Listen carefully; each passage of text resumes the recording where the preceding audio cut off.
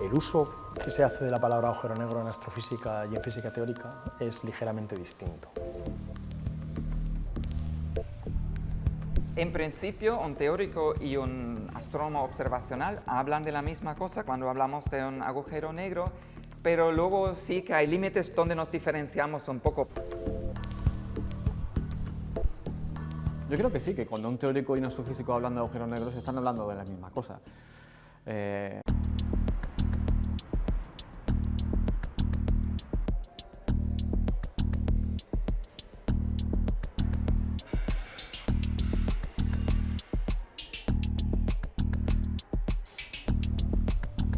Yo trabajo en cómo los efectos cuánticos podrían modificar nuestra manera de entender los agujeros negros.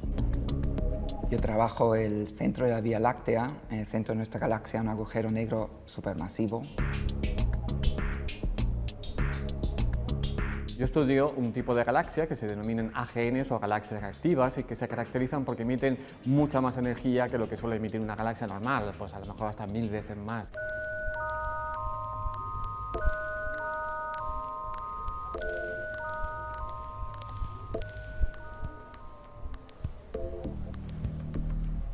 Desde el punto de vista de la relatividad general, estrictamente hablando, de la relatividad general clásica, un agujero negro es una zona del espacio-tiempo que está desconectada causalmente del resto del universo. Es negro porque ninguna señal, incluida la luz, podría transferirse desde esa región hasta las zonas desde las que observamos estos objetos. Por tanto, los veríamos negros.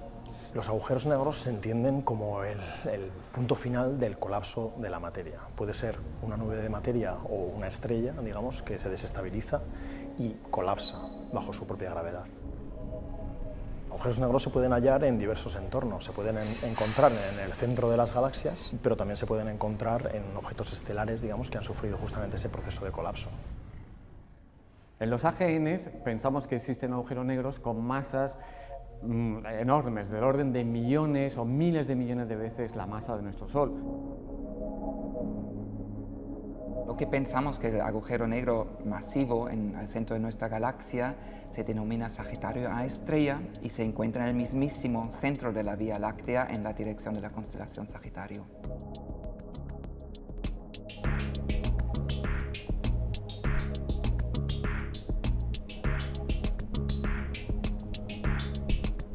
Justamente como no emite luz, pues la única manera de observarlo es a través de los efectos que tiene su presencia en la materia que lo rodea. La evidencia más fuerte es la órbita de una estrella que hemos observado alrededor de Sagitario A estrella. Da la vuelta en 16 años y con las leyes de Kepler hemos determinado una masa de 4 millones de masas solares encerrado en un volumen de apenas 3 veces el sistema solar. No conozco ningún objeto astrofísico que pueda explicar esto que no sea un agujero negro. Quiero dejar claro, digamos, que una cosa es mapear, digamos, cómo es la gravedad alrededor de un objeto y otra cosa es la naturaleza exacta del objeto. Siempre nos queda la duda, digamos, de si el objeto realmente tiene la naturaleza exacta, digamos, de desconexión causal, que es la que se asocia, digamos, a un agujero negro matemático.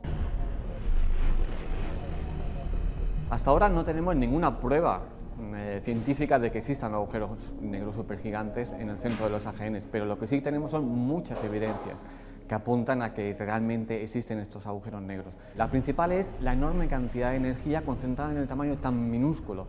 No conocemos en la naturaleza nada que sea capaz de producir eso si no es un agujero negro. Además, vemos también lo que es el material que está cayendo al agujero negro. Ese es el que produce esa cantidad de radiación. Vemos también los jets que se originan como consecuencia del crecimiento de material del agujero negro.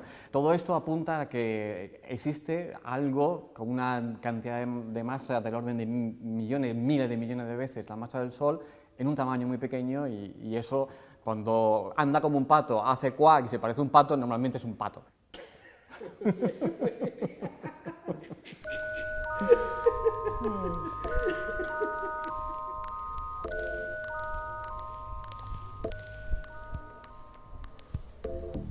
El horizonte de sucesos realmente es la zona en la que si atraviesas esa región, digamos, ya no puedes volver a conectarte con el exterior. El radio de Schwarzschild es simplemente el radio asociado justamente a esa esfera que marca el horizonte de sucesos. Tenemos varios métodos, varias pruebas observacionales, pero lo más preciso son las órbitas estelares. Y ahí de momento estamos a 100 unidades astronómicas, correspondiendo más o menos a 1000 radios de Schwarzschild. Estos agujeros negros son tan grandes que de hecho podríamos entrar dentro del agujero negro, no como los agujeros negros de tamaño estelar en los que la fuerza de marea destrozarían cualquier nave. Nosotros podríamos entrar, por ejemplo, en el agujero negro del centro galáctico o en M87, por ejemplo. Pero no podremos salir. No podríamos salir. La meta última o más importante, el santo grial, es por supuesto poder acercarse al horizonte de sucesos. Estrictamente es algo que no se puede ver. Hay varios también intentos de hacer esto. No hay ninguna cosa que se pueda hacer que pueda demostrar la evidencia de un horizonte de sucesos. En realidad, estamos muy cerca de poder ver el horizonte de sucesos de un agujero negro. Los agujeros negros más cercanos y más masivos que tenemos son los de Sagitario A estrella y de la galaxia que se denomina M87. El tamaño angular de la sombra que dejaría ese agujero negro es aproximadamente unos 50 microsegundos de arco. Bueno, pues estamos muy cerca porque en realidad con las observaciones de interferometría estamos llegando a resoluciones casi de ese orden. Otra cosa es ver, digamos, la mancha asociada al tamaño de esa estructura. Y si esa estructura, digamos, está cercana a el tamaño que se asociaría a un horizonte de sucesos. Solo necesitamos mejorar un poquito esa resolución para realmente poder ver la imagen, la silueta, el negro del agujero negro proyectado sobre el fondo estelar. No vas a poder, digamos, demostrar, digamos, si en esa región realmente está causalmente desconectada o no del resto del universo. Hay varios también intentos de hacer esto. Lo más prometedor es probablemente lo que se ha denominado el telescopio del horizonte de sucesos, que será un interferómetro intercontinental de antenas radio operando en longitudes de ondas submilimétricos y va a tener un poder de resolución y sensibilidad tan alta que podemos medir de verdad cosas cerca del horizonte de sucesos de Sagitario A estrella. Y de esa manera esperamos, quizás dentro de meses o un año o 2 años, ver esa silueta negra, fondo de agujero negro sobre la imagen del AGN. Esto sería la prueba, porque hasta ahora tenemos evidencias. Eso sería la imagen, la foto del agujero negro.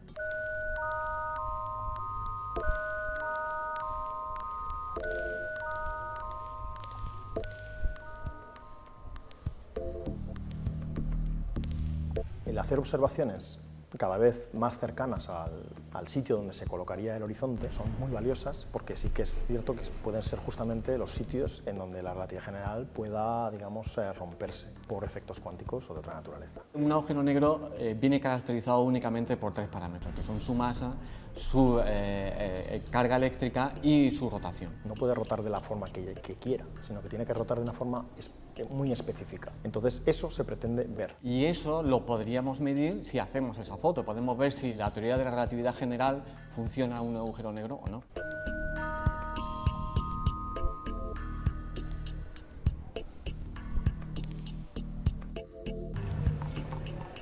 Para alternativas a un agujero negro, primero, pregunta a un teórico. Esto no es mi campo. Segundo, en Sagitario A estrella, cualquier cosa que sepa que se haya medido está consistente con un agujero negro. Y yo, la verdad, no estoy consciente de ninguna hipótesis, de ningún objeto teórico que podía explicar todas las medidas que tenemos de manera tan consistente como un agujero negro masivo. ¿Existe una opción distinta a un agujero negro supermasivo en una AGN? Pues bueno, la física siempre nos da sorpresas, ¿no? A lo mejor pues existe un tipo de materia especial que no conocemos, o materia oscura, o en fin, hasta que no tengamos la foto no lo podemos saber. Existen alternativas a la formación de agujeros negros matemáticos. De hecho, se podría decir que dentro de la comunidad teórica hay un consenso de que existe un escenario alternativo, que es el de agujeros negros en evaporación con una evaporación regular, y que esos objetos, digamos, serían objetos sin zonas causalmente desconectadas, pero para muchas cosas serían equivalentes a agujeros negros. Aparte de esos escenarios, existen otros escenarios más especulativos, pero en los que se está trabajando activamente y que podrían incluso tener características todavía distintas y que podrían ser testeables, digamos, justamente con este tipo de observaciones que se proponen desde parte de la astrofísica.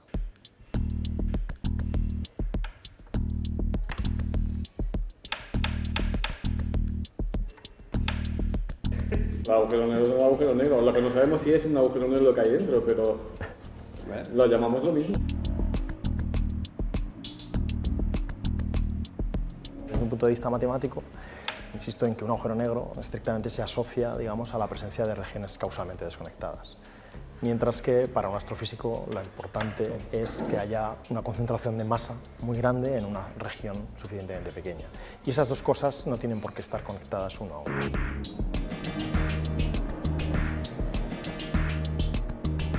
Cuando estamos examinando la teoría de la relatividad general, ahí estamos de acuerdo. Pero luego, cuando yo me pregunto cuál es la estructura de la galaxia, cuál es la influencia del agujero negro para la galaxia, me da un poco igual si es la teoría de relatividad general o no. Lo único que me interesa es que hay mucha masa encerrada en poco volumen y un objeto que se parece a un agujero negro.